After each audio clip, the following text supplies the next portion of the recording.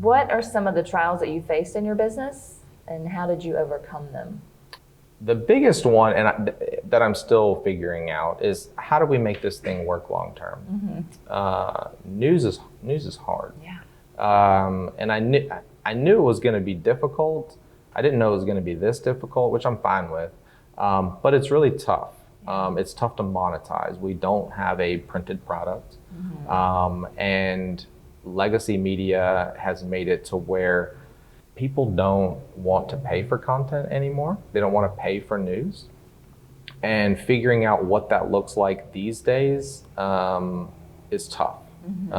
When the web started to take off and you just needed to be online, your newspaper companies just put their stuff on the internet, and you could read it for free. And over the last, whatever it was, 10 years plus, people have gotten used to not having to pay for the news.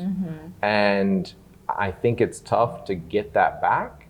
I do think there's something growing now that we're seeing lack of news coverage, that people realize me or whoever I have in here that's watching these meetings or figuring out who's building something across the street and formatting a video or an article around that, we still have to make money. We have to be paid to be able to do that. And so if you want that information, if you're like, man, why isn't anybody covering that? It's like, well, it takes not only advertisers, but it takes a community, I think, to be able to support that. So I think it's not necessarily moving forward pay to have access to news. It's more pay to support news coverage in my community. And if I have the discretionary income to be able to make that happen, because it's important to me, it's important for my neighbors, I think there's something like that that still needs to be figured out. So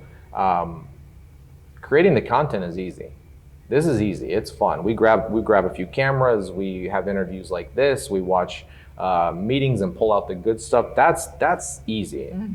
It's how do we make money in a digital world from it that's sustainable, to where we can pay people a good wage and that they stay here, and really become part of the community that people trust as their local news source. That's the kicker. So it's the ongoing problem.